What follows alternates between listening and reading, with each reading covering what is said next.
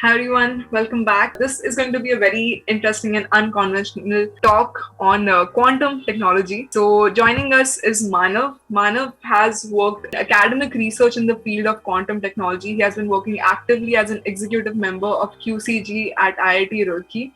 And his love for spreading research awareness has brought him to conducting lectures and educating fellow students about quantum technology. We've all heard of quantum tech in sci-fi movies, but the reality, how far is it from the current developers in quantum developments in quantum technology? So to answer all of these questions, let's invite Maanav here to deliver a quick beginner-friendly masterclass on quantum technology, a dark horse in the race of future tech. Hi guys. So I am an executive member of QCG IIT Roorkee. I like spreading awareness about the quantum technology and the current research landscape. I'm going to talk about quantum technology, a dark horse in the race of future tech. The agenda for the talk would be like first I'll be going through what is quantum, why do we need quantum, then some technologies of quantum like the quantum teleportation, which sounds very interesting, quantum key distribution, quantum random number generators, and then the future and the scope of the quantum technology and where it is going. So, what is quantum? You all must have heard about the thought experiment on the Schrödinger's cat. So, what it tells us is that there is a box, and that box has a poisonous gas and a live cat in it. The box is closed and we don't know and we cannot see anything inside the box. Now, after some time, either the cat lives the poisonous gas or the cat dies.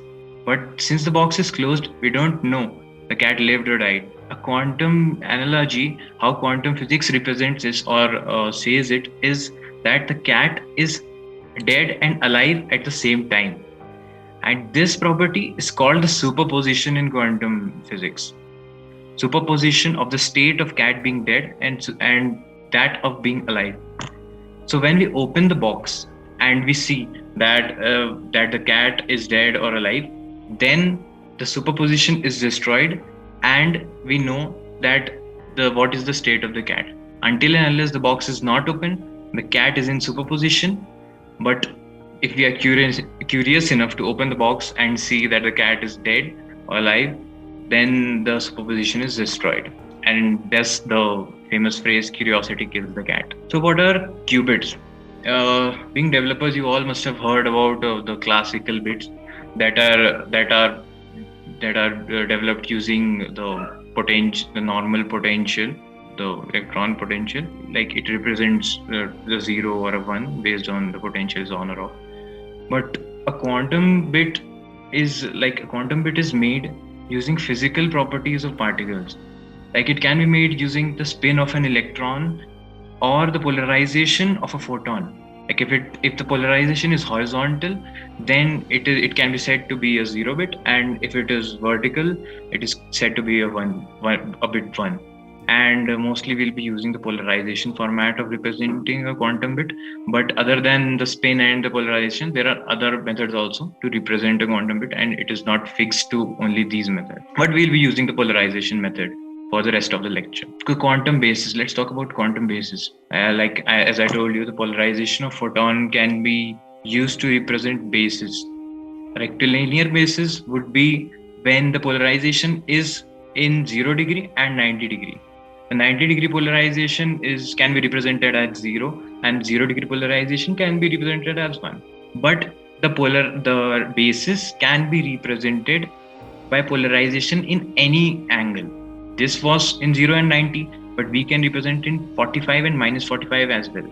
The 45 degree can be represented as 0 and the minus 45 can be as 1. So these are the quantum bases. Why do we need quantum? What is so special about quantum? Why is everyone talking, or why is it such a complex thing or an advantage over the classical system? So you see here, there is a string of classical bits, 0, 1, 0, 0, 1, 1. There are n bits, and an n-bit classical register can represent one of the numbers from 0 to 2 to the power n minus 1. You all must be knowing that how this works. But what happens in quantum? What happens in a quantum bit? If we take n qubit or quantum bits, an n-bit quantum register can represent all the numbers from 0 to 2 to the power n minus 1 simultaneously. Like, see, in all these n bits, you can represent every number from 0 to 2 to the power n minus 1 at the same time, unless and until you obviously measure it. When you measure the quantum state, this is called a quantum state, where you are representing different numbers. This is called a quantum state. If you measure the quantum state, like as in the experiment of shooting a cat, you destroy the superposition, and there exists only one number out of all the numbers from 0 to 2 to the power n minus 1. But unless and until you measure it, all numbers are existing simultaneously. Now you see, in the classical register, you could have represented only one number or one information, but here you can represent all the numbers, like all to 2 to the power n numbers. So a quantum state can carry 2 to the power n information simultaneously, and it is much more than a classical register. So this property of quantum is very useful, and this is the thing that gives us advantage over the classical register. And also, the quantum computer can replicate a quantum mechanical system like quantum chemistry or material design that work on microscopic level. The quantum system can represent those systems in much more precise manner than a classical system.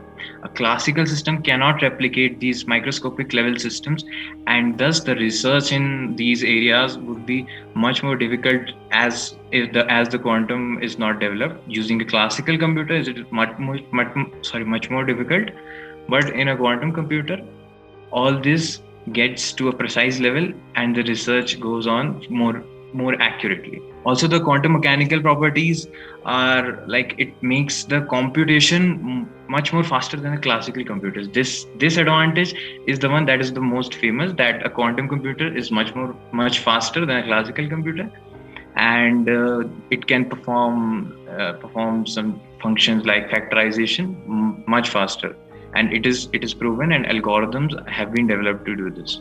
Now let's go into different technologies of quantum. First is the quantum teleportation. The name sounds so fascinating. One of the coolest thing of quantum technology, and the most fascinating thing, according to me, is quantum teleportation. It's something straight out of the Marvel movies. So what happens here is, in 1993, it was discovered by Charles Bennett, one of the stars of quantum mechanics, and his co-workers in IBM. And the idea of teleportation is that you have an object, and you teleport the information of that object or a particle to the receiver, and using that information, the object is developed onto the side of the receiver. The only problem is that the object that was with the sender gets destroyed. It's completely destroyed. But people thought that theoretically this is not possible because of the Heisenberg's uncertainty principle. You cannot replicate something like just using the information of it, like something that is in the microscopic level. You cannot replicate something even if you destroy it. You cannot do that. So they developed a theory, not a theory. They developed something that was different in quantum than classical, that was making this possible, because theoretically it was not. And that was quantum entanglement. So what is quantum entanglement, and how does it make it possible, and what is so new about quantum entanglement? So in quantum entanglement, you have two qubits. Okay, you have two qubits, but the point is that you cannot define any single qubit without the help of other. Like every qubit in the pair, both of the qubits the definition of both are dependent on each other. You cannot define them separately. You can only address them together. You can physically take them apart. You can take them like thousands of kilometers apart, but the definition, you cannot define it. You can take something, but you'll not know what that something is. That is only defined when they are together. one example I can give you. Like if you have an entangled pair, one of the qubit you keep it on Earth and take the other to Jupiter. They are entangled in such a way that if you change some information of the qubit on Earth, the information of the qubit on Jupiter also changes according to that change that you made it here. They are not related physically, like in any way, like with a wire or something, or any electromagnetic waves or something, but this happens. And simultaneously, as soon as you change the information of the qubit on Earth, the information of the qubit on Jupiter also changes. This property is something that you cannot replicate with classical systems, and this is the thing that gave rise to many technologies and research in quantum. Let's see one of that is teleportation. How does it work? This is the setup of a teleportation system. You have a sender, you have a receiver. The purple photon is something that you want to send to the receiver. How do you do that? You have an entangled pair. You give one of the qubit to the receiver and one of the qubit to the sender. And the sender performs some mathematical operations on the photon that is to be sent and the entangled pair, the white entangled pair. And since you know that through entanglement, the white and the blue qubits are related, then so that is why when the sender changes some of the information of white, the information of blue also changes. So the sender uses his knowledge and changes the information of white qubit in such a way that the information of blue changes and makes the blue qubit into the purple qubit. That is, all the information of the blue qubit is changed, and it is made exactly similar to the information that the purple qubit holds. What happens then is that the receiver has the purple qubit. The blue qubit has been transformed into the purple qubit, and he has it now. But in this process, the sender loses his purple qubit because all his information he has fed it into the white qubit, and he has nothing left here. He has left a qubit, but the quantum state is not that of the purple qubit. So that is how the teleportation works. Like sort of, you can see in a bigger sense, the purple qubit has been teleported from the sender to the receiver, and now he doesn't have the purple qubit, but the receiver has it. Okay, so we have talked about teleportation of a photon yet. So what about an atom? Photons have much lesser information than atom. Like you can say that an atom has 100 times more information. It has protons, neutrons, and nucleus, electrons, and the spin and everything. Photon has like color, energy, and not many properties. But atom has 100 times more information. So it would be 100 times more difficult to teleport an atom, and it has not been done yet. But the current research in teleporting an atom is going on, and let's hope that we see a new research in the future, new discovery in the future. Speaking of that, teleportation of a human that you see in all the sci-fi movies, let's talk about how difficult is that to do. A human contains about 10 to the power 27 atoms. So if each atom contains 100 pair of information, total information in a human body is 10 to the power 29.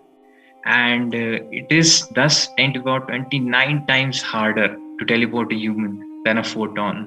So I don't think this is being possible in the near future, but let's hope that the discovery of some other thing in quantum could help us in this research. Research advancements in quantum teleportation in 2011, people like the experimentalists and researchers were able to teleport wave packets of light. This is a huge outcome of quantum teleportation. Packets of light being teleported from one point to another. And one more thing that is important in quantum teleportation is the distance between the sources, like the sender and the receiver, that I showed you before. So in 2016, the quantum teleportation was made possible between a sender and receiver that was 6.5 kilometers apart. That is a huge like distance, and teleporting like between this distance is a huge discovery. Like after 4 years in 2020, this was increased to 44 kilometers as well. That was quantum teleportation. Now let's move on to something that makes communication more secure. I'll be talking about communication, and then I'll show you why we need quantum key distribution that is making our classical communication more secure. Hackers nowadays get their hands on like our databases and everything through the classical communication system. Though we have some security, we have our secure systems and secure servers online, then also they are able to do it. How they are able to bypass the information or bypass the system of communication, and what are the secret keys that you hear about? Like if you log in into a server using SSH, you might have heard about secret keys there. So what are those? The secure system that secures the classical communication is called cryptography. How does it work? Like we have a sender and receiver. Let's say it's Bob and Alice. He wants to send a message, and to send it, he uses a secret key, a commonly shared secret key, which is shared with Bob and Alice beforehand. And using that secret key, he encrypts the message into a gibberish that no one can understand unless and until they have the secret key, and sends it to Alice, who decrypts it and gets the message. So, the most secure protocol, the most secure cryptographic protocol used in classical system is the one-time pad. It is not very difficult to understand. It is just zoring the key with the message to get the cipher, and then send it to the person who decrypts the cipher using the same key and gets the message. But you see here, the only problem is the transfer of keys. They have to transfer keys beforehand to use one-time pad. Bob and Alice have to transfer keys beforehand, but that is also not very secure.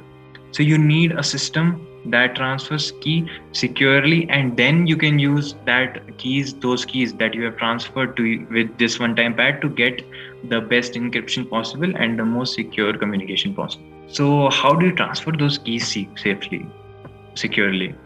That is where quantum key distribution comes in. It focuses on secure key transfer only. So your quantum communication or total communication comes down to quantum key distribution, distributing the keys, and then you use those keys with the one-time pad to like securely give your information to the receiver. It works on the basis of the laws of physics, the Heisenberg's uncertainty principle, and the polarization of photon that I explained earlier. But the most fascinating thing about this is that it is unbreakable. Quantum key distribution is unbreakable, and if someone tries to break it, you will know. This is the normal setup of quantum key distribution. You have a sender, receiver, you have two channels.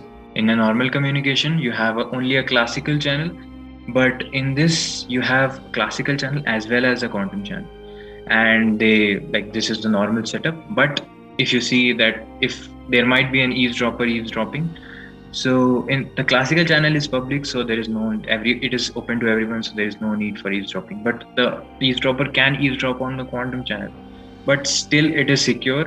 Even if the eavesdropper or Oscar eavesdrop on the quantum channel, it is still secure. I'll tell you how.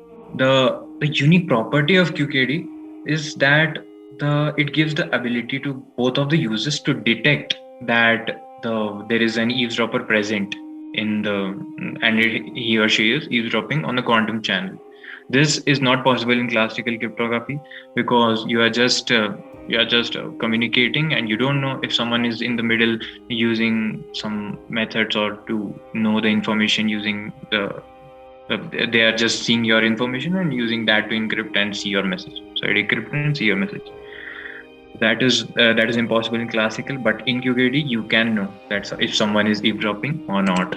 So there is the most basic protocol of quantum key distribution is the BB84 protocol. That was the first protocol, again made by Charles Bennett. And let's talk about how this protocol works and everything. First, we'll talk about without eavesdropping. There is no eavesdropper. Only there is Alice and Bob, and they have to communicate with each other using not the normal bits, using quantum bits. Let's see how this works. So beforehand, Alice wants to send the key to Bob. So beforehand, they agree on a scheme of encoding of polarization. As I told you before, this is the rectilinear polarization. This is the diagonal polarization. And like if Alice wants to represent a bit zero, the in the rectilinear polarization, the vertical polarization is used, and for one the horizontal polarization used, and same for the 45 and minus 45 degree. So using this encoding scheme, Alice encodes all the bits in these formats, in the polarization or light format, in the photon format basically. And this is how it is done. First of all, Alice takes a random string of bits that is to be sent. Anything. It can be anything. And then she chooses a random basis also. Like it can be rectilinear or diagonal. She chooses this format, and then she encodes using this basic scheme, and then sends it to Bob. Bob does the reverse of it. He chooses the random basis and decodes all those using these bases, and gets all the digits or bits for it. Now, if you see, if Alice and Bob both took random bases. If Alice and Bob took the same base, like in the first bit, you see the rectilinear base has been taken by both of them. You see the bit that Bob gets at the end is the same as that of Alice, 0 and 0. Like this happens in all the cases. If the bases that they have chosen, like in the first one, in the fourth one, fifth one, and sixth one, the bases are same and the bits are also same. But if their basis is not same, it's like different, then there is a possibility that it can be 0 or 1. Like it is just randomly 50% chance that it will be 0, 50% chance that it will be 1. So we cannot know anything sure about these, but we can know something sure about the first, fourth, fifth, and sixth qubits, that the bits are similar. So what happens next is, using the classical channel that I told you, the public classical channel, they both share what bases they use. This string of bases, they both share what bases they used, and comparing that for whatever qubits, they use the same base and they get some bits for it. Sorry, Bob gets some bit for it and Alice has her bits. For those qubits which have the same bases, the bits are then used for a key, because they know that for same basis they'll have the same bits in return. So they use those bits for the key. 0011, as you see here, 0011. So 0011 is the key that Alice also has, because she has the bit string and she knows what Bob has, all the bases, and Bob also has this key. And they didn't even share any information about the bits in the classical channel, so no one knows what these bits are, and they get a secure key between them. Using this key, they'll use the one-time pad and then encrypt that information and communicate securely. So now that was without an eavesdropper. That is the simple method. But now, if there is an eavesdropper, how does it affect, and how does Bob and Alice know that there is an eavesdropper in between, and they have to discard all the bits and then start new? What happens is, if there is an eavesdropper, like let's say Eve is the eavesdropper, and she analyzes the qubits that are being sent from Alice to Bob and measures it and sees what measures it. She also measures it in random basis, because she has no other choice. She also chooses random basis like Bob and measures it, and then she again encodes it and sends it to Bob, so that Bob thinks that it's coming from Alice. So this is what Eve does. But the problem is, when Eve does this and she sends it to Bob, Bob's measurement will reflect that something has been changed in between. Let's see how it is done. You see this table, Alice selects bits as usual. She selects a basis and then she encodes it with the basis. Then when she sends it, Eve takes advantage of the quantum channel and then, using her random basis, she tries to measure the quantum states or the qubits, and she gets these results as shown here, and then encodes it and sends it to Bob, and then Bob does the usual measurement. Now, Then usually how Bob and Alice like share the classical information about their bases, and then they have to choose the bits that for which their bases are same. Like for the first one, the second one, the fourth one, and the eighth one, their bases are same, so they'll be choosing these bits. But here you see that the for the same basis, they don't have the same bit. Before, for 100% of the time in the previous one, they'll if they have the same basis, they'll get the same bit. But here, even if they have the same basis, they're not getting the same bit all the time. Like there's one possibility where it is not same. This is the point. This is the thing that lets Bob and Alice know that there is an eavesdropper present, and then they discard all these qubits, and then they carry on with a new setup. So like this, they save their information from being exposed to someone other than themselves. So this is completely secure because almost every time they will just know that there is someone in between. Yeah, so that was the whole working of the quantum key distribution protocol. That is completely secure, but there are some limitations because obviously the setup is very too expensive. It is like it costs $25 million for 2,000 kilometers, and the range for the current research, only a range of 100 kilometers has been achieved, and research is going. This is one of the most important areas of research, and the research is going on to increase distance for quantum communication if it is to be used commercially. Companies have started to come up. This is the first technology of quantum that is being commercialized by companies, and companies all over the world, in Australia, New York, India as well, and Paris and other countries have started commercializing QKD devices and to give a service for more secure communication. Next and the last technology that we are going to discuss is a quantum random number generator. You know what a random number generator or RNG is. You have seen it in everyday life of yours, like a dice is a random number generator that generates a number from 1 to 6, a coin. Or obviously in every programming language, there is a random function that generates a random number. But these are not necessarily perfect random numbers. These are called pseudo-random numbers because they use a mathematical model to give a random number, and it can be like predicted somehow that what the next number would be. There is always a bias present in all this. So applications of random numbers are like ranges from statistical analysis to like from programming algorithms to cryptography. The most important application is cryptography because of the security that needs to be there. So the randomness of random numbers in cryptography should be the highest whatever can be achieved.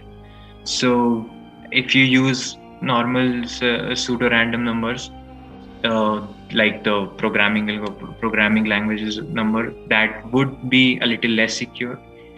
But in applications like gaming, it doesn't matter much. That takes us to different types of RNG. As I told you, the pseudo-random numbers and the true random numbers generators.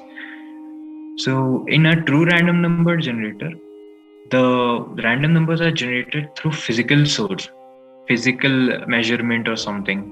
But in pseudo-random, it is just mathematical model like in every programming language.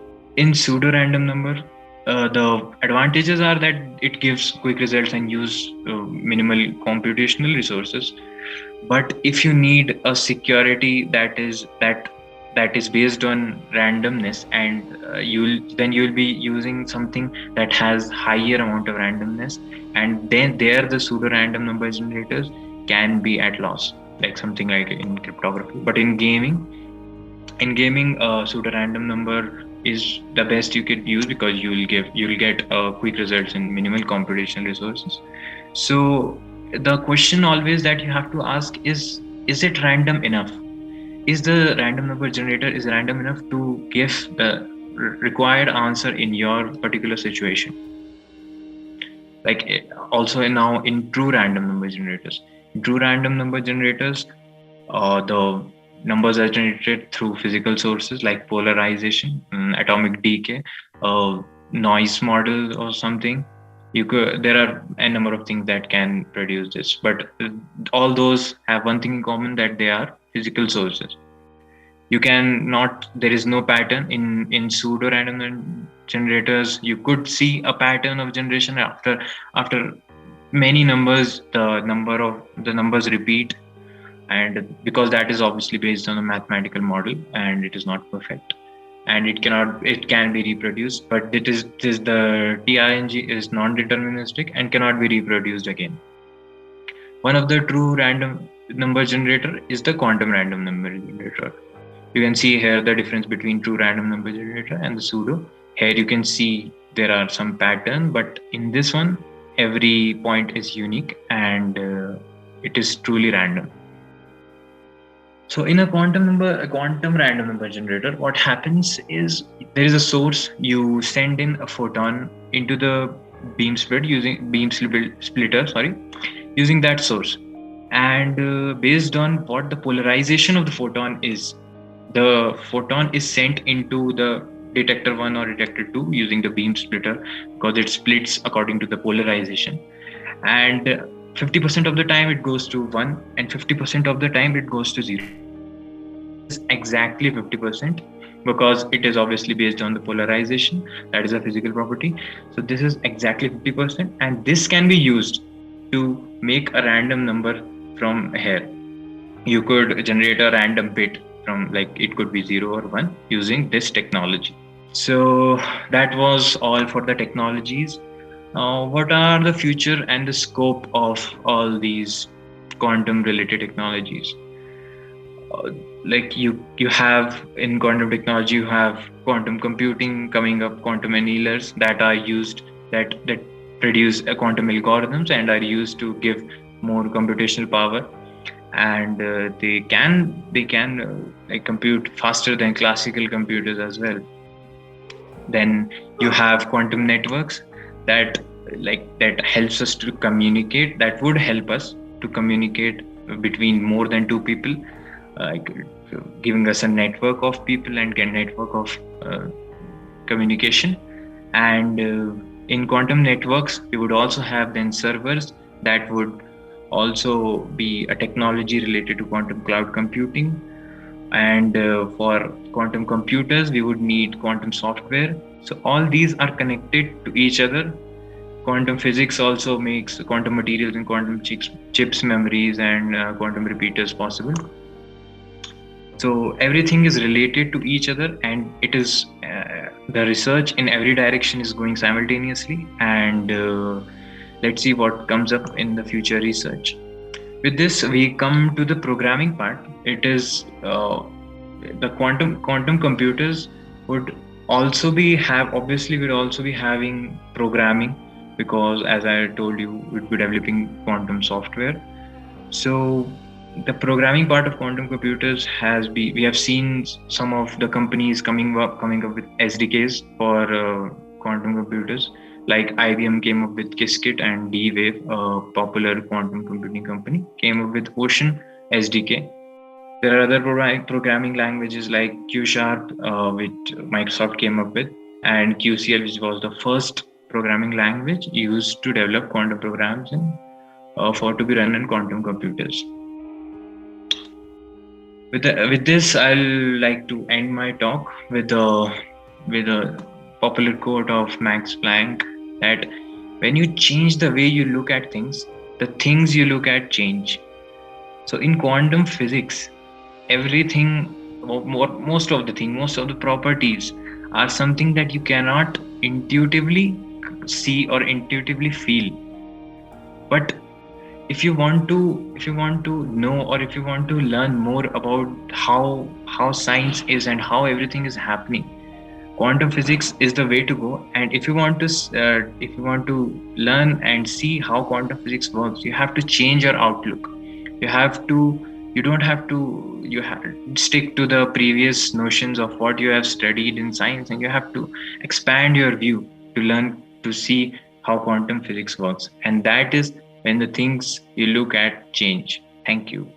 My question is this: For a developer to get started engaging with quantum computing, what are the things that we need to learn now? What are the kind of the abstractions that are still there, or what are the abstractions that have been removed? What are the opportunities for developers here?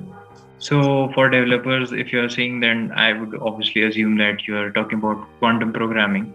So for quantum programming, obviously you need to have a basic knowledge on how a quantum system works or how a qubit works. So you just have to read or go through some articles or blogs regarding the quantum physics or how the physics works.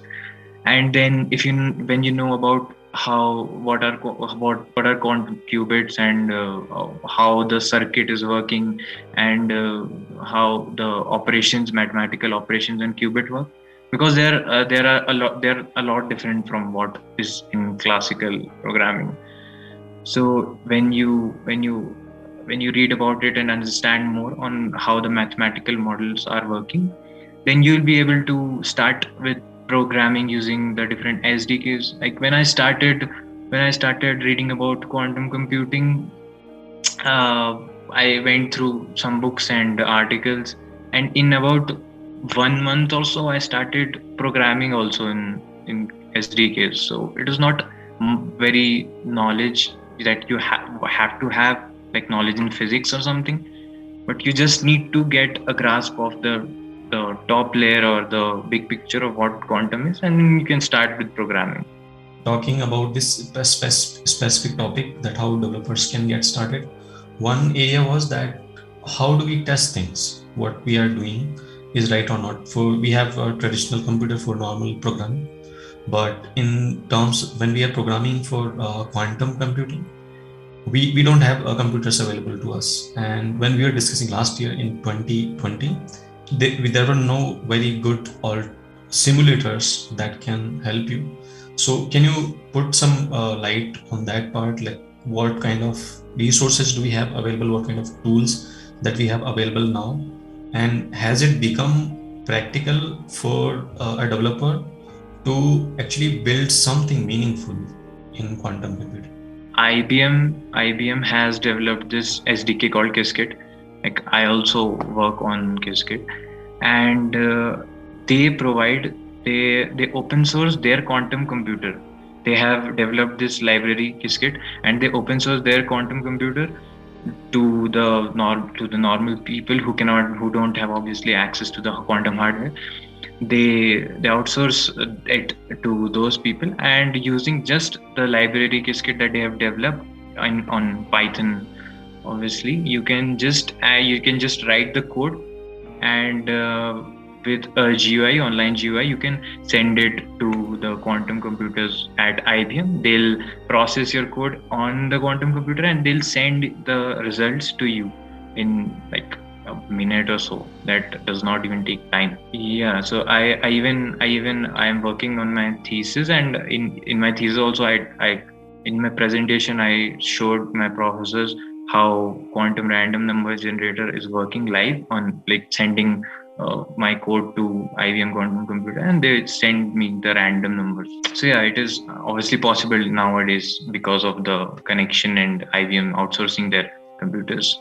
Other than IBM, there are other companies also that they are using these.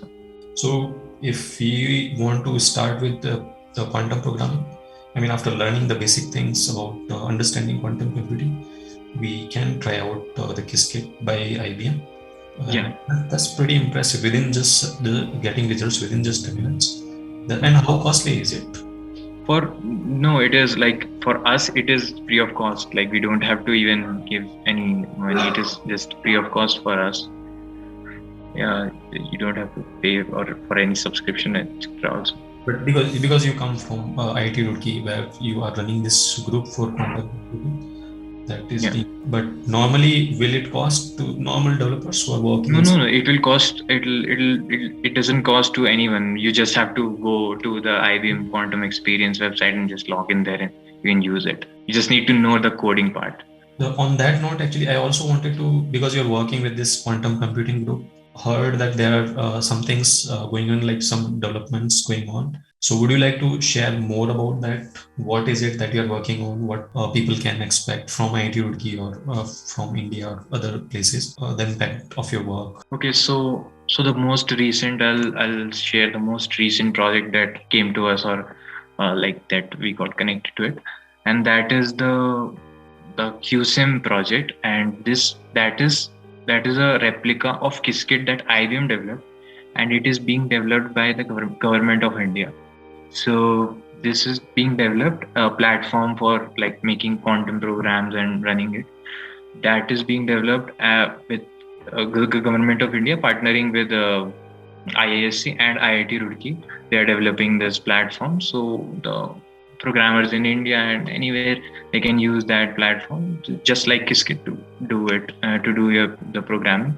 And our group has started contributing because it came to IIT Roorkee, the project. So our group was asked, and we started collaborating with professors, and we have started working on that side as well. Thank you, Maanav, so much for connecting and educating us about quantum technology.